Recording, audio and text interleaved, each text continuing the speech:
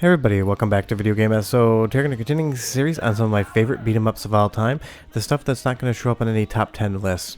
And while Turtles in Time is definitely going to make a top 10 list for Super Nintendo beat 'em ups, the arcade version being slightly different and slightly less featured means that most people kind of forget it does exist, which is an absolute bummer because this is where I first played Turtles in Time and I still absolutely love it. Before we get too far involved though, do me a huge favor, go down below, hit like and subscribe and ring that notification bell, definitely helps us out. And if you feel so inclined to want to support the channel, we got a Patreon link down below as well. But when I say I love Teenage Mutant Ninja Turtles, Turtles in Time, I absolutely stand by that statement.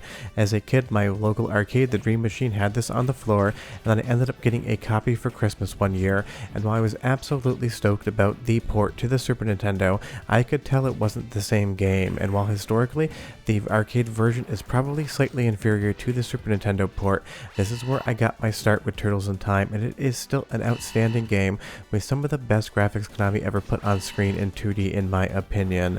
This is everything you want and nothing else. It's all meat and no gristle. It plays incredibly well, and of course because it is the arcade version, you get 4-player support, so you can bring 3 of your friends if you got that many and play an absolutely awesome 10 out of 10 beat 'em up in my opinion. And this game is just made the much better if you actually are a fan of Teenage Mutant Ninja Turtles.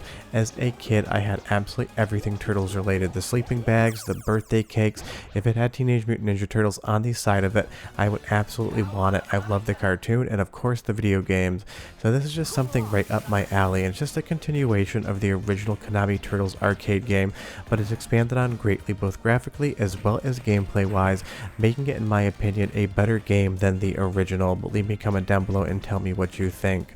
This is just one of those games, every time I turn it on, I have to play it from start to finish, and it just teleports me back to a time and place where I was a kid with quarters in my pocket at the arcade after getting dropped off, being so excited to play new arcade games. For some reason or another, I would always find my way back to the Turtles in Time cabinet and beat and play the game that I've already beaten twice, 3 times, using my arcade money just to re-experience something I've loved that much. And that's how you know a game is that good, when you pass up new arcade games you've never played to play something you'd already beaten before, because honestly, I've probably played this game 20 plus times in my life.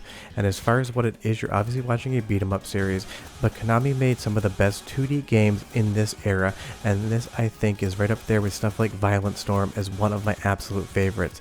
And the music, the gameplay, the hit detection, the graphics, everything here is just absolute perfection to me. I would not change anything about this game unless you could add in some of the exclusive Super Nintendo levels, making a definitive version of the arcade Turtles in Time. I'm actually surprised no one's actually tried to mod that together yet, bringing both the arcade game and the Super Nintendo game into one ROM that you could load up on MAME or even possibly install into an original arcade board. And if you do want to grab an arcade board for this game, bring your wallet. It is not cheap, and so much of that hinges upon the fact that it's nostalgia driven, and it's also an incredible game, and you don't get that all that often in arcade games. It's usually either rare nostalgia or an awesome game, but putting them together, it is a special experience. And I love this effect here when Shredder comes in, kind of wiggles around a little bit, and teleports you back into time. And that was one of my favorite parts about this game back in the day, and still today. They were able to kind of diversify the level structure and where you went in the game versus the original Teenage Mutant Ninja Turtles that really did 100% adhere to the cartoon and comic book or otherwise. They basically had carte blanche at Konami to do whatever they wanted in the level structure, kind of moving you around from scene to scene. It kept the game so fresh, and I love that effect as well of the sprite scaling, throwing the Foot Clan soldiers into the screen. That was definitely impressive technology in 1991 when this game came out, and it absolutely looked better than anything we had on home consoles. The other great part is Konami always made incredible music, and Teenage Mutant Ninja Turtles always had incredible music, so it's a 10 out of 10. Listen, I'll be right back with some more gameplay.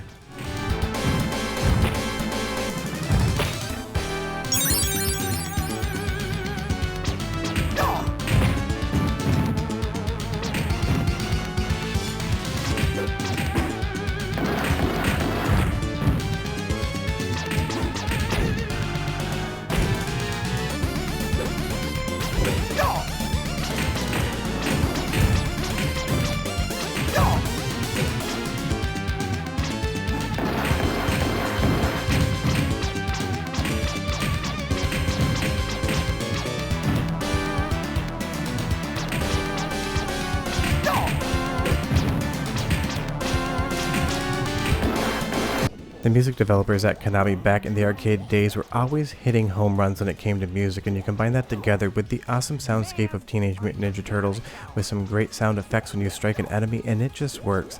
And I absolutely love this monster here. As a kid, I thought it was just pizza dough, because honestly it had the appearance of some sort of yeasted pizza dough that hadn't been baked yet. And that's the fun thing about games like this, the memories they leave with you. I still remember the first time I played this game, I was totally blown away. When I finally got that Super Nintendo copy, I was absolutely happy. And the best part again is just how varied this game truly is. Sure, it's a beat 'em up through and through, so the gameplay mechanics don't change much, but the level structure and the overall artwork and theming is constantly showing you something new, so you really are curious what you're going to see next. And I even love those little pratfall kind of slapstick boards that are going to come up and slap you in the face. And the best part about this game, honestly, is it's a super competent beat 'em up. In a beat 'em up game, you have to have great hit detection, and you never want to feel like you're missing your opponent with your strike. Some beat 'em ups, you have to be perfectly aligned, and it almost feels like you should be hitting your enemy, but for some reason or another, you are not. In Turtles in Time, that is 100% not a problem. Konami knew how to make a great beat 'em up. They'd been doing it for years, so they took all that skill and knowledge on how to make good gameplay and married it together with an awesome franchise, and you just end up having an absolute winner. Now on this level here, the bosses you're going to face are going to be different on the Super Nintendo version, and that is why most people would consider the Super Nintendo version the superior port. It just gives you more of the game. You're not really losing anything from the arcade. It changes some of the structure, and I will leave a link to the description below to the Port Authority episode I did where I compared these two games. Honestly, if you want the #1 fullest experience, you want to play the Super Nintendo, but if you want that original arcade fun, the amazing graphics and all of the rest, then definitely play this version either on MAME or on real hardware. I do hope one day, at least at the time of this recording, it doesn't exist, that we get a MiSTer FPGA core for it as well, so we can have that real hardware experience without opening up our wallets and spending an absolute fortune. But this is one of those games, and I wrote down a list of my favorite beat 'em ups that I wanted to talk about on the channel. This made the top 3 as far as the line order was concerned. This is just the type of game that makes people happy, and the best part is, just like the original, you have the 4-player mode as well. So if you have a game night and bring some friends over, it's absolute chaos with all of you just running around the screen, beating the ever-loving hell out of the Foot Clan and associated enemies, and that is just a ton of fun. And I love this train level as well. I always reminded me a little bit of Sunset Riders, also from Konami. It is just so much fun to be in different environments where Teenage Mutant Ninja Turtles doesn't usually take place, being able to play a beat 'em up game. Everything from the train to the enemies to the boss on this level, it is just pure fun from start to finish. And I even love that some of the Foot Clan members are wearing those serapes in the back and the cowboy hats, trying to hide in the background even though you know they're coming out. And that is the #1 thing about this game that always does it for me. The attention to detail, the little nods in the background, the little bit of stylistic graphics that they'll use just to accentuate the overall scene. There's a coat rack back there, and it doesn't really add anything to the game. It just layers up the visuals so it feels like you're playing in a fully realized world where the developers and the artists spent every ounce of energy trying to put as much detail and fun into the game as possible, and it 100% comes across. But one more sound sample of the boss music is some of the most iconic in the game in my opinion, and I'll be back and tell you more about the history of the game. Enjoy! Oh, goody! Pizza time!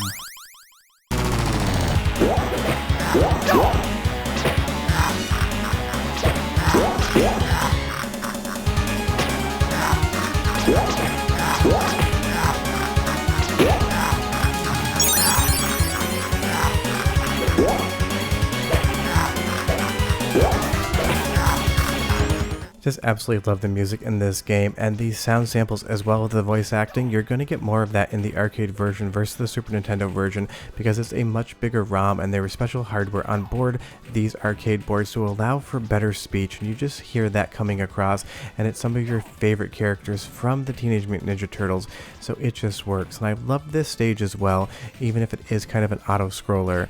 Now if you play the Super Nintendo version, you're going to get a Mode 7 effect instead, and while that is fun to look at, I do prefer the gameplay here just because on Mode 7 it can be a little harder to actually hit your enemies, and who wouldn't want to have a boss battle with Krang flying through the highway with the city in the background firing off missiles at you. And this was just as close as you could get to really feeling like you were quote-unquote a Teenage Mutant Ninja Turtle as a kid.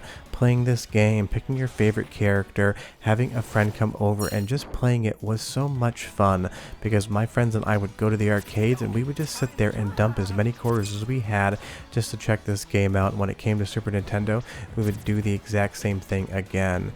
Now, I will say in later stages, the difficulty definitely ramps up, and you're going to have to bring a lot of virtual quarters with you if you want to see the end, because the game is absolutely going to throw enemies at you in large numbers here, and that's why in the later half of the game, at least a two-player experience is going to be preferable, so one of you can manage the left side of the screen and the other can manage the right.